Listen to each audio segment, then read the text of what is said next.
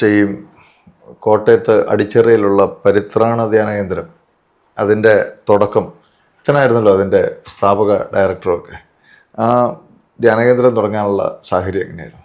ഞങ്ങൾ പ്രൊവിൻസുകളായിട്ട് തിരിഞ്ഞ കാലം, കേരളത്തിൽ 2 പ്രൊവിൻസ്, ഒന്ന് അങ്കമാലി കേന്ദ്രമായിട്ടുള്ള പ്രൊവിൻസ്, അവിടെയാണ് കോട്ടയം ഡിവൈനും ഒക്കെ വരുന്നത്. പിന്നെ കോട്ടയം കേന്ദ്രമായിട്ടുള്ള സെൻറ്റ് ജോസഫ് പ്രൊവിൻസ്.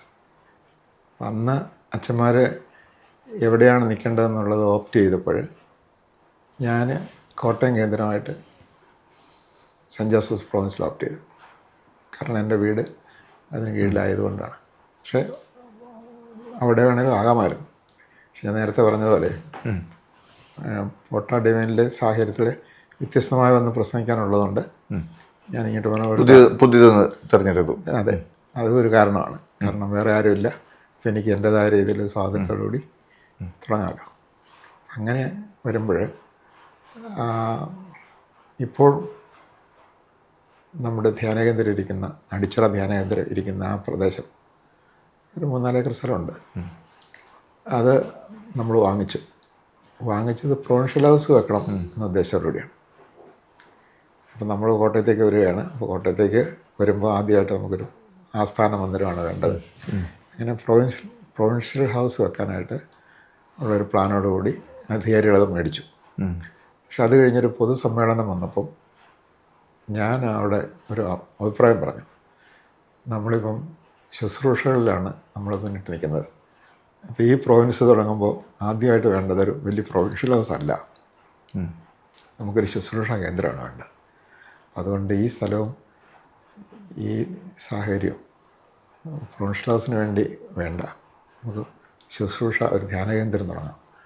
അവിടെ കോട്ടയം ഡിവൈനൊക്കെ ഉണ്ടല്ലോ. അങ്ങനെ പറയുമ്പോഴത്തേക്കും അവിടെയുള്ള 99% പേരെന്ന് പറഞ്ഞ പോലെ കൈയടിച്ചങ്ങ് അതിനെ അംഗീകരിച്ചു. അപ്പോഴത്തേക്കും പിന്നെ പ്രൊവിൻഷ്യൽ ഹൗസ് എന്നുള്ള ആശയം കൊണ്ടുവന്നവർക്ക് ഇച്ചിരി വിഷമമുണ്ടായെങ്കിലും അങ്ങനെയായിട്ട് എന്ന് പറഞ്ഞിട്ട് അങ്ങനെയാണത് ആകാനായിട്ടിടയായത്. പിന്നെ ആദ്യകാലത്ത് ഞാനവിടെ തുടങ്ങി, പിന്നെ ഇടയ്ക്ക് തിരുവനന്തപുരത്തേക്ക് വന്നു. അവിടെ വെച്ചാണല്ലോ നമ്മൾ കണ്ടുപിട്ടത്. വീണ്ടും അങ്ങോട്ട് തിരിച്ചു ചെന്നു. അങ്ങനെ ആദ്യകാലത്തൊക്കെ നമ്മുടേതായ രീതിയിൽ തന്നെയായിരുന്നു അവിടെ പ്രീച്ചിങ്ങും കാര്യങ്ങളൊക്കെ, നമ്മുടെ ആശയങ്ങളും ഒക്കെ ആയിരുന്നു. പിന്നെ ഓരോരുത്തർ മാറി മാറി വന്നപ്പോൾ അതിനനുസരിച്ച് മാറ്റങ്ങളൊക്കെ വന്നിട്ടുണ്ട്. എന്നാലും ഇപ്പോഴും നന്നായിട്ട് ആളുകൾ വരികയും ആത്മീയമായി ഉണർന്നിടുകയൊക്കെ ചെയ്യുന്നുണ്ട്. വേറെ ഏതെങ്കിലും സെൻറ്ററുകൾ അച്ഛനായിട്ട് ആരംഭിച്ചിട്ടുണ്ടോ? സെൻറ്റർ ആരംഭിച്ചു എന്ന് പറയാനില്ല. നമ്മുടെ കുറ്റിച്ചെല്ലത് തുടക്കത്തിൽ ഞാൻ ഏറ്റെടുത്താണ്. പിന്നെ 2 കൊല്ലം കഴിഞ്ഞപ്പം നമുക്കത് വിട്ടുകൊടുക്കേണ്ടി വന്നു. അതേ ഉള്ളൂ. ഈ നമ്മുടെ പ്രശസ്തനായ സുവിശേഷ പ്രഘോഷകൻ ഡാനിയൽ പൂവണ്ണത്തിലച്ഛൻ, അച്ഛൻ്റെ ഒരു പ്രസംഗം വളരെ വൈറലായ ഒരു വീഡിയോയിൽ അച്ഛനെക്കുറിച്ച് പരാമർശിക്കുന്നുണ്ട്. അതായത് അച്ഛൻ്റെ ഒരു 3 മിനിറ്റ് നേരത്തെ ദൈർഘ്യമുള്ള ഒരു പ്രസംഗം, ഈശോ അത് വളരെ തോളത്ത് തട്ടി അഭിനന്ദിച്ചതായി അച്ഛൻ പറഞ്ഞതിനെക്കുറിച്ച് ശരിക്കും എന്തായിരുന്നു ആ സംഭവം? അച്ഛൻ തന്നെ അതൊന്ന് നേരിട്ടെന്ന് പറഞ്ഞു. പൂവണ്ണത്തിലച്ഛൻ അതിനെക്കുറിച്ച് പറയുന്നത് സ്വർഗ്ഗം എഴുന്നേറ്റെന്ന് കൈയടിച്ച പ്രസംഗം എന്നാണ് പറയുന്നത്. പക്ഷെ അതിനെക്കുറിച്ച് പല വേർഷൻസാണ് ഇപ്പം അതിനെക്കുറിച്ച് പ്രചരിക്കുന്നത്. പക്ഷേ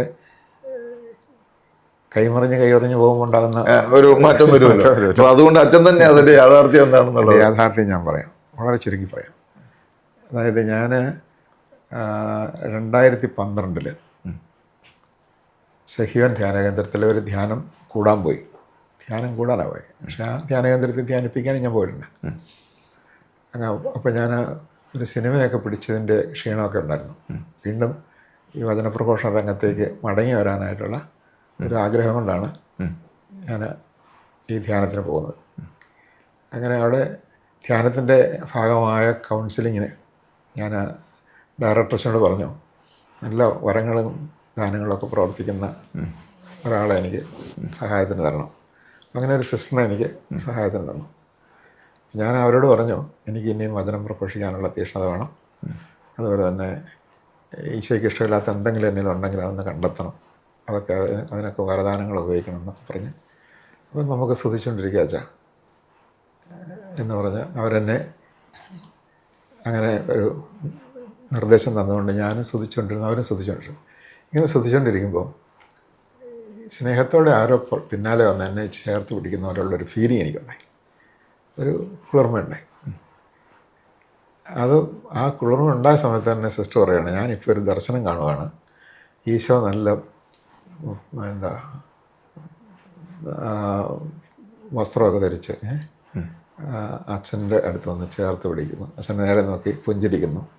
എന്നിട്ട് ഈശോ പറയുന്നുണ്ട്, എൻ്റെ അഭിഷിക്തരെല്ലാം എൻ്റെ പ്രഘോഷകരെല്ലാം ഇവനെപ്പോലെ എന്നെക്കുറിച്ച് സംസാരിച്ചിരുന്നെങ്കിൽ എന്ന് പറയുന്നുണ്ടെന്ന് പറഞ്ഞു. എനിക്ക് പെട്ടെന്ന് കണ്ണൊക്കെ നിറഞ്ഞു. ഞാൻ എൻ്റെ അനുഭവമാണ്, സിസ്റ്റർ അത് പറയുകയും ചെയ്തു.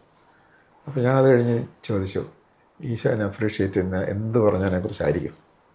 അന്നേരം അവർ പെട്ടെന്ന് പറഞ്ഞു, അച്ഛനൊരു മതസൗഹാർദ്ദ സമ്മേളനത്തിൽ 3 മിനിറ്റ് സമയം പ്രസംഗിച്ചു. അപ്പോൾ അന്ന് ഞാൻ ടാമ്പായിൽ കുറച്ച് അടുത്ത കാലത്ത് ടാമ്പായിലൊരു മതസൗഹാർദ്ദ സമ്മേളനത്തിൽ പ്രസംഗിച്ചിട്ടുണ്ട്. അത് അമേരിക്കയിൽ. അന്ന് ഡേവിഡ് കെ എന്നൊക്കെ പറയുന്ന ഒരു യഹൂദനൊക്കെ അന്ന് പ്രസംഗിച്ച. ഞാൻ വിചാരിച്ചു അതായിരിക്കും എന്ന് വിചാരിച്ചു. അല്ല അച്ഛാ, ഇവിടെ കേരളത്തിലെ ഈശോ ഒരു അടയാളം തരുന്നുണ്ട്, ഒരു ക്ലൂ തരുന്നുണ്ടെന്നുള്ള മട്ടിൽ. അതിതാണ്, ആ സമ്മേളനത്തിൽ അച്ഛനെ ഹ്യൂമിലിയേറ്റ് ചെയ്ത് മൈക്കും പിടിച്ചൊറിച്ച് ഇറക്കി വിട്ടതാണ്. ഇങ്ങനെ പറഞ്ഞു, ഒരു കസവീശ ഉണ്ടായിരുന്നു. എന്നിട്ട് അച്ഛനെ ആ ഒരു സംഘാടകർ ഇറക്കി വിട്ടതാണ്. അപ്പോൾ എനിക്ക് എല്ലാം ഓർമ്മ വന്നു. പരിത്രാണ ധ്യാനകേന്ദ്രത്തിൻ്റെ അടുത്ത് ഒരു മതസൗഹാർദ്ദ സമ്മേളനം നടക്കുന്ന ഒരു സ്ഥലം ഒന്നുണ്ടായിരുന്നു. അവിടെ വ്യത്യസ്തങ്ങളായ മതങ്ങളുടെ ആളുകൾ ഒന്നിച്ചുകൂടി ഓരോ മതത്തെക്കുറിച്ചൊക്കെ പറയുമായിരുന്നു. അപ്പോൾ എന്നെ അയൽക്കാരൻ എന്നുള്ള രീതിയിൽ ഇതിനകത്ത് വിളിച്ചു. എന്നോട് പ്രസംഗിക്കാൻ വിളിച്ചല്ല, കേൾക്കാനായിട്ട്. അപ്പോൾ ഞാനൊരു മൂലയിലിരുന്ന് ഈ സ്വസ്ഥമായിട്ട് കേൾക്കുക. അങ്ങനെ കേൾക്കുന്ന സമയത്ത് എല്ലാവരും പ്രസംഗിച്ച് 4മത്തെ ആൾ പ്രസംഗിച്ചത് ഇസ്ലാമിനെ കുറിച്ച് പറയേണ്ട ആളാണ്. അദ്ദേഹം വളരെ സുന്ദരമായിട്ട് അദ്ദേഹത്തിൻ്റെ പറയാനുള്ള അങ്ങ് പറഞ്ഞു. എന്ന് പറയുന്നത്, ദൈവം മനുഷ്യരോട് സംസാരിക്കുന്നത് പ്രവാചകൻ എന്ന ഇടനിലക്കാരനിലൂടെയാണ്. ഒരാളോട് പറഞ്ഞു കഴിഞ്ഞ് കുറച്ച് കഴിയുമ്പോൾ അതിൻ്റെ ബാക്കി വേറൊരാളോട് പറയും. അങ്ങനെ ഇബ്രാഹിം നബി മുതൽ മൂസാ നബി മുതൽ ഇങ്ങനെ പറഞ്ഞ് ഈസാ നബി കഴിഞ്ഞ് അവസാനം മുഹമ്മദിലേക്ക് വന്ന് അന്ത്യപ്രവാചകനിൽ നിന്നാണ് സത്യത്തിൻ്റെ പൂർണ്ണത ലോകത്തിന് കൊടുത്തത്. അന്ത്യപ്രവാചകനെ പിൻപറ്റാത്തവർക്ക് സത്യത്തിൻ്റെ പൂർണ്ണതയില്ല, അവർക്ക് സ്വർഗത്തിൽ പോകാൻ പറ്റില്ല. അതുകൊണ്ട് നിങ്ങളെല്ലാവരും മുഹമ്മദ് പറഞ്ഞ കാര്യങ്ങൾ കേൾക്കണം എന്നാണ് ധ്വനി. ഇത് നിങ്ങളോട് എല്ലാവരോടും പറയാൻ ഞാൻ ആഗ്രഹിക്കുന്നു എന്ന് പറഞ്ഞു. ബ്രദർ പറഞ്ഞ പോലെ ഇപ്പോൾ ഈ അന്ത്യപ്രവാചകനെ പിൻപറ്റിയില്ലെങ്കിൽ സ്വർഗത്തിൽ പോകാൻ പറ്റിയല്ലോ എന്നുള്ള തോന്നൽ വരും ഈ സത്യം അറിയാത്തവർക്ക്. അങ്ങനെ ഒരു പിൻ ഓഫ് സൈലൻസ്. ഈ സമയത്ത് സ്റ്റേജ് മാനേജർ എന്ന് പറഞ്ഞു, ഇനിയൊരു 10-12 മിനിറ്റോട് ബാക്കിയുണ്ട്. ഇവിടെ കേൾവിക്കാരായിട്ടിരിക്കുന്ന ആർക്കെങ്കിലും ഇവിടെ പറഞ്ഞതിനോട് എന്തെങ്കിലും കൂട്ടിച്ചേർക്കാനുണ്ടെങ്കിൽ ചേർക്കാം. 3 മിനിറ്റ്. ഞാൻ പെട്ടെന്ന് ചാടി എഴുന്നേറ്റ് ആദ്യത്തെ ആളായിട്ട് വന്നു. ഒന്ന് കഴിഞ്ഞിട്ട് ഞാൻ പറഞ്ഞു, അവിടെയാണ് ഈ മറ്റുള്ളവർ പറയുന്നത് ഞാൻ പറഞ്ഞു നമ്മൾ വ്യത്യാസം വരുന്നത്. ഞാൻ പറഞ്ഞു, പ്രവാചകനിലൂടെ ദൈവം മെസ്സേജുകൾ പറയാറുണ്ടെന്നുള്ളത് അംഗീകരിക്കപ്പെട്ട കാര്യമാണ്. പക്ഷെ പ്രവാചകന്മാരെല്ലാം ദൈവം അയക്കുന്ന ക്രിസ്തുവിനെ ചൂണ്ടിക്കാണിക്കാൻ വേണ്ടിയാണ് വന്നത്. അപ്പം അതുകൊണ്ട് പ്രവാചകൻ യേശുവാണ് ക്രിസ്തു എന്നുള്ളത് തെളിയിക്കണമെങ്കിൽ പ്രവാചകൻ വേണം. അതുകൊണ്ട് യേശുവിന് മുമ്പ് വന്നവരെല്ലാം യേശുവിനെ ചൂണ്ടിക്കാണിച്ചു. അതുകൊണ്ടാണ് യേശു പറയുന്നത്, ക്രിസ്തുവിനെക്കുറിച്ച് പറയപ്പെട്ട കാര്യങ്ങളൊക്കെ നസ്രായനായ ഈശോ എന്ന എന്നിൽ നിറവേറിയിട്ടുണ്ട്. അപ്പോൾ ഞാനാണ് ക്രിസ്തു. ക്രിസ്തു എന്ന് പറഞ്ഞാൽ ദൈവത്തിന് കാണപ്പെട്ട രൂപമാണ്. അതുകൊണ്ട് പ്രവാചകനേക്കാൾ ആധികാരികത ക്രിസ്തുവിനാണ്. ക്രിസ്തു ഒരു ചരിത്ര പുരുഷനാണ്. അത് കഴിഞ്ഞിട്ട് ഞാൻ പറഞ്ഞു, അതുകൊണ്ട് മാത്രമല്ല, ഈ ക്രിസ്തു വന്നു കഴിഞ്ഞ് കുറേ കൊല്ലങ്ങൾക്ക് ശേഷം ഒരു പ്രവാചകൻ വരേണ്ട ഒരു കാര്യവും ഇല്ല, ഉണ്ടാവത്തില്ല. കാരണം സത്യത്തിൻ്റെ പൂർണ്ണത അവതരിപ്പിച്ച് കഴിഞ്ഞു. അതിനപ്പുറത്തോട്ട് സത്യമില്ല. ഇനി വേറൊരാൾ വന്ന് മറ്റൊന്ന് പറയേണ്ട കാര്യമില്ല. അതൊക്കെ പറഞ്ഞ് പെട്ടെന്ന് പറയാമല്ലോ ഇതൊക്കെ. 3 മിനിറ്റ് മതി ഇതൊക്കെ പറയാം. അത് കഴിഞ്ഞ് ഞാൻ പറഞ്ഞു പ്രവാചകൻ വന്ന് പറഞ്ഞാൽ അതിനെ സ്ഥാപിക്കാൻ പ്രവാചകനെ പറ്റിയല്ല. ദൈവം കാരുണ്യവാനാണ് എന്ന് ഒരു പ്രവാചകൻ പറഞ്ഞാൽ ദൈവം കാരുണ്യവാനാണെന്ന് അങ്ങനെ പ്രവാചകൻ തെളിയിക്കുന്നത്. അപ്പം ദൈവം തന്നെ ഇവിടെ എന്ന് പറയുവാണെങ്കിൽ ദൈവത്തിനെ തെളിയിക്കാം. അപ്പം അതുകൊണ്ട് നസ്രായനായ ഈശോ ക്രിസ്തുവാണ്. ക്രിസ്തു ദൈവത്തിൻ്റെ കാണപ്പെട്ട രൂപമാണ്. അവൻ പറഞ്ഞു ഞാൻ സത്യത്തിന് സാക്ഷ്യം വയ്ക്കാനാണ് വന്നത്. ദൈവം ക്ഷമിക്കുന്നവനാണ്. ഏതറ്റം വരെ നിങ്ങൾ എന്നെ ഉപദ്രവിച്ചാലും ക്ഷമിക്കും. അതുകൊണ്ട് നമുക്ക് രക്ഷയുണ്ട്. ദൈവം ക്ഷമിക്കുമ്പോഴാണ് നമുക്ക് രക്ഷ കിട്ടുന്നത്. അപ്പം അതുകൊണ്ട് യേശു ക്രിസ്തു ക്ഷമിച്ചു. അതിനുവേണ്ടി കുരിശിൽ മരിക്കാൻ തയ്യാറായി. കുരിശിൽ മരിച്ചാലും ക്ഷമിച്ചു എന്നുള്ള സത്യത്തെ ഒന്ന് അനാവരണം ചെയ്ത് കാണിക്കാൻ, സാക്ഷ്യപ്പെടുത്താൻ. അങ്ങനെ സാക്ഷ്യപ്പെടുത്തി. അതുകൊണ്ട് ക്രിസ്തുവിനെ പിൻപറ്റാത്ത ആർക്കും സത്യത്തിൻ്റെ പൂർണ്ണതയിലെത്താൻ പറ്റത്തില്ല. സ്വർഗത്തിലും പോകാൻ പറ്റത്തില്ല. കാരണം അവൻ്റെ കൂടെ പോയാലേ പോകാൻ പറ്റുള്ളൂ. അവൻ അവിടെ നിന്ന് വന്നവനാണ്. ഇത്രയും പറഞ്ഞപ്പോഴത്തേക്കും ആരൊക്കെ കൈകൊട്ടിയപ്പോഴത്തേക്കും സംഘാടകൻ ചാടി വേണം. സംഘാടകൻ പറഞ്ഞ് മതമൗലികവാദം പ്രസംഗിക്കാനല്ല നമ്മളവിടെ കൂടിയിരിക്കുന്നത്, എല്ലാ മതങ്ങളും ദൈവത്തിങ്കിലേക്കുള്ള വഴിയാണെന്ന് പഠിപ്പിക്കാൻ വേണ്ടിയാണ്. അപ്പോൾ നേരത്തെ പറഞ്ഞവരൊക്കെ അവരെന്താ പറഞ്ഞത്? അതൊരു വിഷയമല്ല. അപ്പോൾ ഈ പറഞ്ഞ അന്ത്യപ്രവചൻ്റെ കാര്യം പറഞ്ഞാൽ മാത്രമേ അത് പറഞ്ഞുള്ളൂ. ബാക്കിയുള്ളവരൊക്കെ ഇങ്ങനെ ഒരു പിഴഞ്ഞ മട്ടില്ല. അപ്പോഴത്തേക്കും ചിലർ അച്ഛൻ പറയുന്നതിൽ കാര്യമുണ്ട്, ഞങ്ങൾക്ക് കേൾക്കണം എന്നായി. ദശവിശ ഉണ്ടായി. അപ്പോൾ അതോടുകൂടി മൈക്ക് ഓഫ് ചെയ്തു. അന്ന് മൈക്ക് മേടിച്ചു. ദൈവത്തെ ഓർത്ത് ഇവിടെ ശല്യം ചെയ്യരുത്. അച്ഛന് പറയാനുള്ള അച്ഛൻ്റെ ധ്യാനകേന്ദ്രമുണ്ടല്ലോ, ഇറക്കി വിട്ടു. ശരിക്കും നമ്മുടെ സ്ഥാപനത്തിൽ നിന്ന് തന്നെ ഇത് ക്രിസ്ത്യൻ സ്ഥാപനത്തിൽ നിന്നാണ്. അതെ. അപ്പോൾ ഓർക്കണം, ഞാൻ ചിന്തിക്കുന്നതല്ല ഇത്. ഈ സംഭവം ഞാനിപ്പോൾ പറഞ്ഞ സംഭവം നടന്നത്, ഈ കശപശയൊക്കെ ഉണ്ടായത് 1998 ഈ സംഭവം നടക്കുന്നത്. 90 ശേഷം 2012 ഈ സിസ്റ്റർ ഇത് വെളിപ്പെടുത്തുന്നത്. സിസ്റ്റർ ഒന്നും അറിയത്തില്ല ഇതിനെക്കുറിച്ച്. ഞാൻ പോലും മറന്നുപോയി. കശവിശ ഉണ്ടായി മൈക്ക് പിടിച്ചു വെച്ചെന്നൊക്കെ പറഞ്ഞപ്പോഴാണ് ഞാൻ ഓർക്കുന്നത്. അപ്പോൾ ഈശോ ഓർക്കുന്നുണ്ട്. അതാണ് അതിൻ്റെ അകത്തെ. അപ്പം പിന്നീട് ഞാൻ ചിന്തിച്ചപ്പോൾ മനസ്സിലായി ഇതിനെക്കുറിച്ച് ഇതിനപ്പുറം എന്താ 3 മിനിറ്റ് പറയേണ്ടത്. 3 മിനിറ്റ് കൊണ്ടേ. അപ്പോൾ അത്ര വലിയൊരു സത്യമാണ് ഈ 3 മിനിറ്റ് കൊണ്ട് പരിശുദ്ധാത്മാ എന്നെ കൊണ്ട് പറയിപ്പിച്ചത്. അത് പിന്നീട് ഞാനതുകൊണ്ട് എൻ്റെ ധ്യാനത്തിൻ്റെ എല്ലാം ഫോക്കസ് ക്രിസ്തുവായി. അതിനുശേഷമാണ് നമ്മൾ ഒരുമിച്ച് ധ്യാനങ്ങളൊക്കെ ചെയ്യുമ്പോൾ വാസ്തവത്തിൽ ക്രിസ്തു കേന്ദ്രീകൃത ധ്യാനം എന്ന് നമ്മൾ ഒരു ടൈറ്റിലൊക്കെ കൊടുത്തത്. വാസ്തവത്തിൽ ഒത്തിരി സന്തോഷം തോന്നി. കാരണം മാർപ്പാപ്പയും ഈ അടുത്ത നാളിൽ അത് തന്നെ പറഞ്ഞിരിക്കുന്നത്, ക്രിസ്തു കേന്ദ്രീകൃതമായി വേണം സുവിശേഷം പ്രസംഗിക്കുവാൻ. അപ്പോൾ നോക്കിയാൽ ഒരേ പരിശുദ്ധാത്മാവിൻ്റെ പ്രവർത്തനമാണ്. അപ്പോൾ നമ്മളെയൊക്കെ നയിക്കുന്നത് പരിശുദ്ധാത്മാവാണെന്നുള്ള കാര്യത്തിൽ ഇതിൽ പരം ഒരു തെളിവിൻ്റെ ആവശ്യമില്ല. ഇല്ല. പിന്നെ അതിനകത്തൊരു ട്രാജഡി എന്നാന്ന് വെച്ച് കഴിഞ്ഞാൽ മറ്റ് ചിന്തിക്കുന്നവരും പറയും, മറ്റു രീതി ചിന്തിക്കുന്നവരും പറയും പരിശുദ്ധാത്മാവാണ് ഞങ്ങളെയും നയിക്കുന്നതെന്ന് പറയും. ഇതിപ്പം പരിശുദ്ധ പിതാവ് പറഞ്ഞത് തന്നെ 12 കൊല്ലം മുമ്പ് നമ്മളും പറഞ്ഞു എന്നുള്ളത് കൊണ്ട് തന്നെ അത് വ്യക്തമാണ്. അപ്പോൾ അതാണ് ഈ 3 മിനിറ്റ് പ്രസംഗത്തെക്കുറിച്ച് പറയുന്നത്. അതാണ് ഈ പിന്നെ പൂർണ്ണത്തിലച്ഛൻ അത് എടുത്തു പറഞ്ഞ്. അതെ. പൂർണ്ണത്തച്ഛൻ പറയുന്നത് ക്രിസ്തീയ വിഭാഗത്തിൽ നിന്ന് വന്ന ആൾ വേണ്ട രീതിയിൽ പറഞ്ഞില്ല. അതുകൊണ്ട് എന്നാൽ ചികിത്സൻ്റെ ഒരു അവസരം കിട്ടിയപ്പോൾ നട്ടലോടെ എഴുന്നേറ്റ് വന്ന് ഈശോ ആണ് ഏകരക്ഷ എന്ന് പറഞ്ഞു എന്നുള്ളതാണ്. ഈശോ ആണ് ഏകരക്ഷ എന്ന് പറഞ്ഞെന്നുള്ളതല്ല, എന്തുകൊണ്ട് ഈശോയുടെ ആധികാരികത, അതാണ് അതിനകത്ത് പ്രധാനപ്പെട്ടത്. അച്ഛനൊരു സിനിമ നിർമ്മിച്ചതായിട്ട് കേട്ടിട്ടുണ്ട്. ഞാൻ ആ സിനിമ കണ്ടിട്ടുമുണ്ട്, കന്മഴ പെയ്യും മുമ്പേ. അങ്ങനെ ഒരു സിനിമ നിർമ്മിക്കാനും മാത്രം സാധാരണഗതിയിൽ ഇങ്ങനെ അച്ഛന്മാരൊക്കെ അതിന് വളരെ അപൂർവങ്ങളിൽ അപൂർവമായിട്ടാണ്. പക്ഷേ അച്ഛൻ എല്ലാ കാര്യങ്ങളും കൈകാര്യം ചെയ്തിട്ടുള്ള ഒരാളാണ്. അപ്പോൾ അതിൻ്റെ ഭാഗമായിട്ട് അച്ഛനൊരു സിനിമയും നിർമ്മിച്ചു. ആ സിനിമയുടെ കഥയൊക്കെ അച്ഛനാണോ എഴുതിയത്? ഒന്നാമത് ആ സിനിമയ്ക്കൊരു പശ്ചാത്തലമുണ്ട് ഉണ്ടാക്കാനായിട്ടേ. കാരണം അന്ന് ഇവിടെ ഇടതുപക്ഷ ഗവൺമെൻറ്റാണ് ഭരിക്കുന്നത്. അപ്പോൾ അവർ മതത്തെ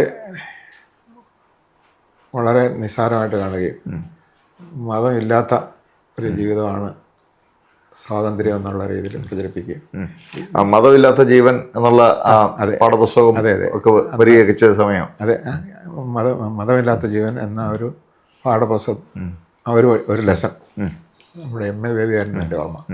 അതെ അതെ. അപ്പം അങ്ങനെയൊക്കെ വന്നു കഴിഞ്ഞപ്പോഴത്തേക്കും ഒരുപാട് പേർക്കത് വേദനയായി തീർന്നു. മതത്തിൻ്റെ പ്രസക്തി, വിശ്വാസത്തിൻ്റെ പ്രസക്തി. അപ്പം എനിക്ക് തോന്നി ഇതിനോട് പ്രതികരിക്കണം. ഇങ്ങനെ ഒരു ഗവൺമെൻറ് തന്നെ ഇങ്ങനെ വിശ്വാസത്തെയും മതത്തെയും ഒക്കെ നിന്ദിക്കുമ്പോഴേ. അപ്പോൾ അതിൻ്റെ ഭാഗമായിട്ട് ഞാൻ ഈ കാര്യം അഭിമന്യ പിതാക്കന്മാരുടെ ശ്രദ്ധയിൽപ്പെടുത്തി. അപ്പോൾ വർക്കി വിധേയത്തിൽ പിതാവ്, ഞാൻ ആദ്യം അദ്ദേഹത്തെ പോയി കണ്ട്.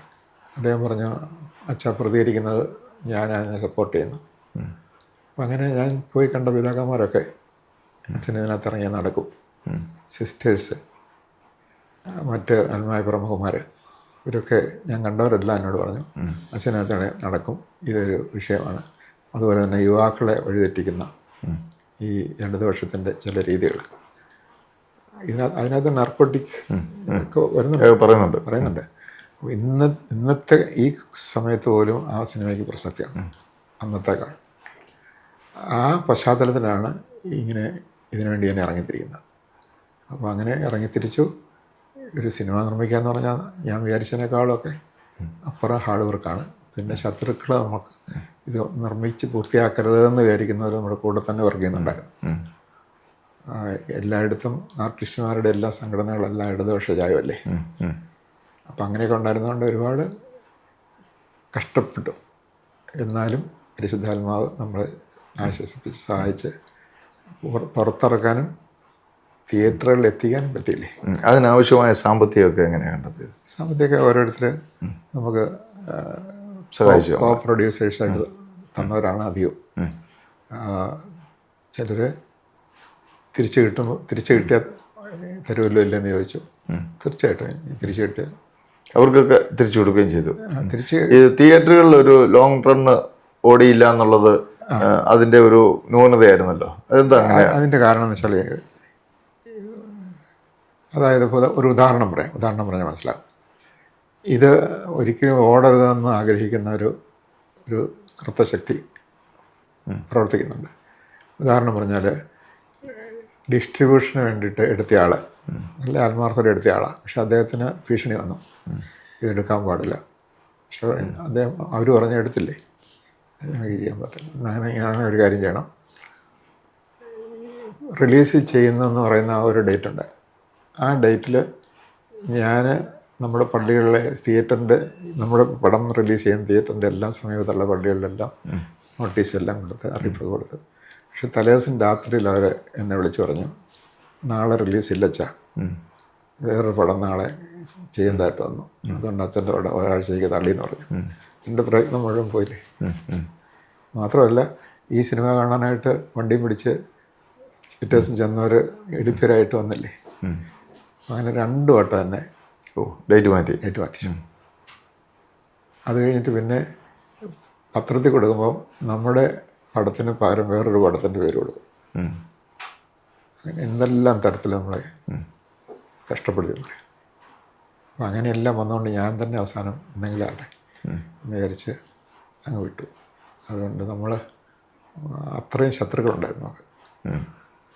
മാത്രമല്ല, ഇത് ഇടതുപക്ഷത്തിന് എതിരായിട്ടുള്ള ഒരു പടമാണെന്നുള്ള അങ്ങനൊരു വ്യാഖ്യാനം വന്നു.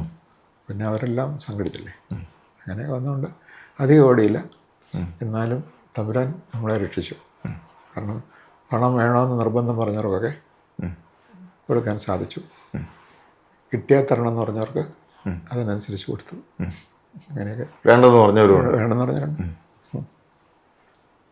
വളരെ സ്നേഹത്തോടെ എന്നോട് സാരമില്ല, നമ്മളൊന്നിച്ചൊരു പടം ചെയ്തെന്ന് വിചാരിച്ചാൽ മതി.